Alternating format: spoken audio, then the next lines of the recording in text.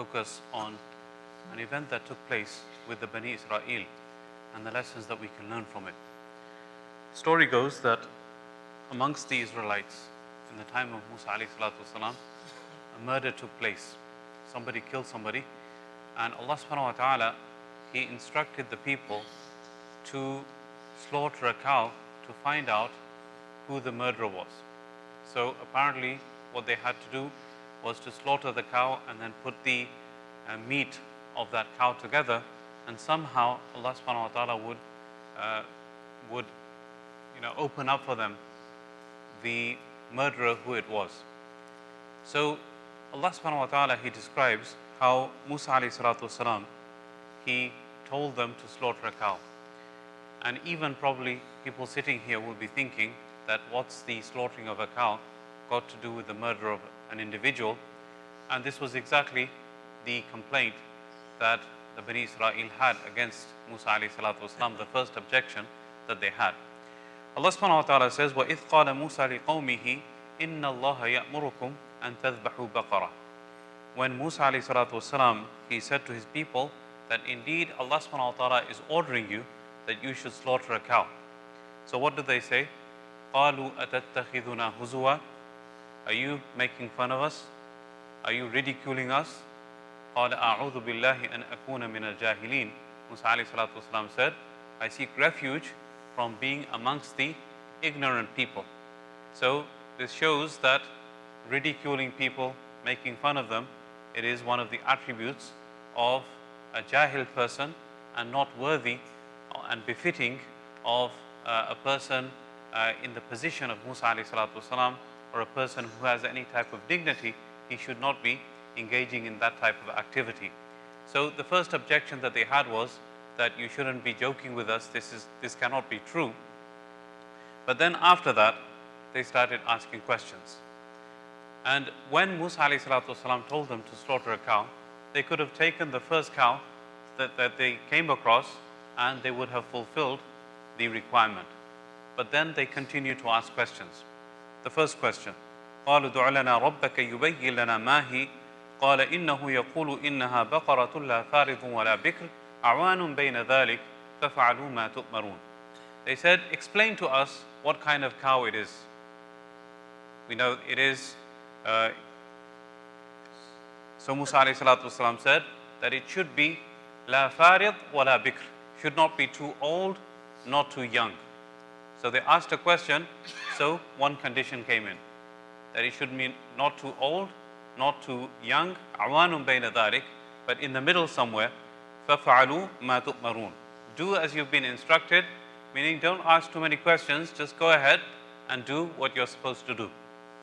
They continued. قَالُوا دُعْ لَنَا رَبَّكَ يُبَيِّن لَنَا مَا لَوْنُهَا. Okay, tell us what color it's supposed to be. Instead of again taking the cow that they're supposed to, now they put a condition that it should be middle-aged, not too young, not too old. Now they ask for more, so Allah subhanahu wa ta'ala puts another condition on them about the color. They ask what color it should be, so the response comes from Allah subhanahu wa ta'ala. قَالَ إِنَّهُ يَقُولُ إِنَّهَا بَقَرَةٌ صَفْرَاء فَاقِعُ لَوْنُهَا تَسُرُّ النَّاظِرِينَ. Allah subhanahu wa ta'ala is telling you that it should be a yellow colored cow. Safra, from the word sifr, asfar, safra. It should be a yellow colored cow, and the color of it should be such that it's beautiful to look at, and people when they look at it, they become happy. That kind of a color. So now they've restricted themselves to two conditions. It should be middle-aged, not too old, not too young, and it should be a golden color. Yet they persisted. They wanted more information. They said, قالوا دع لنا ربك يبين لنا ما هي إن البقرة تشابه علينا وإنا إن شاء الله لمهتدون. They said, explain to us further how that cow should be. This cow is confusing us, and if you tell us more details, inshallah we'll be guided.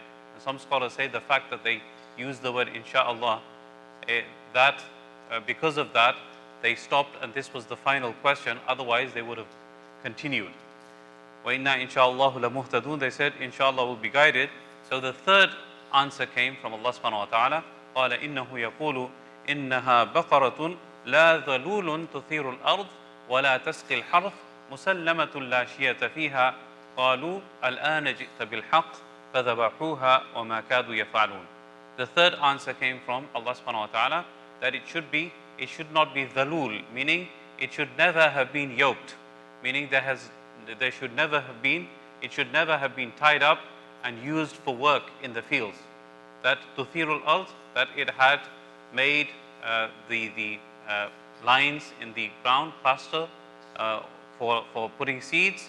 وَلَا تَسْقِي الْحَرْث, and it should never have been used to water the plants also. And it should be musallama, it should be completely without any blemish. لا شية فيها, there should be no fault in it.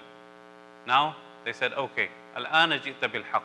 Now you have given us the complete details.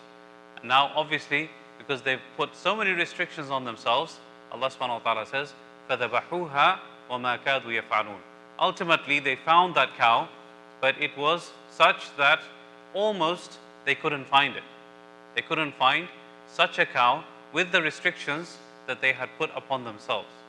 When initially all they had to do was take the first cow that they could and slaughter it, and it would have been sufficient. But condition upon condition, questioning after questioning, ultimately it became more and more difficult for them. They found it ultimately, but Allah says that almost they couldn't make it. So the point from the story is that when it comes to obedience of Allah subhanahu wa ta'ala and the command of Allah subhanahu wa ta'ala, rather than nitpicking and asking questions, too many questions, we should basically just get along with what Allah subhanahu wa ta'ala has told us without too much delving into, as the Prophet ﷺ said, kathratu su'al, he prohibited us from kathratu su'al wa qil wa qal, that too much dialogue, too much discussion, too much asking questions, this is not what a believer is supposed to do. Otherwise, as believers, we could ask so many questions. Why are we supposed to wash our body parts 3 times in wudu? Why, for example, do we even have to make wudu? Once we've used the bathroom and we've cleansed ourselves thoroughly, why do we need to make wudu? Once we know that our body actually is clean, then why do we need to make wudu? Why do we face a certain direction? Why face Qibla while we're praying? Why do we have 2 rak'ah in Fajr rather than 4? It's a time of ibadah, it's darkness, maybe we should have more rak'ah. So we could ask so many of these questions. But as believers, we are instructed to just say to Allah subhanahu wa ta'ala, Sami'na wa ata'ana. We hear and we obey. And as opposed to what the Bani Israel said to Musa alayhi salatu wasalam, Sami'na wa asayna, we heard and we disobey. This is also in the Quran.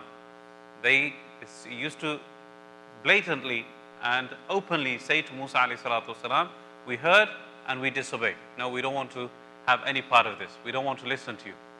So as believers, we have to do what Allah subhanahu wa ta'ala tells us by saying Sami'na wa ata'ana. So a few verses later, Allah subhanahu wa ta'ala addresses the Bani Israel and tells them, ثُمَّ قَسَتْ قُلُوبُكُم مِّن بَعْدِ ذَلِكَ فَهِيَ كَالْحِجَارَةِ أَوْ أَشَدُّ قَسْوَةً. Then your hearts became hard.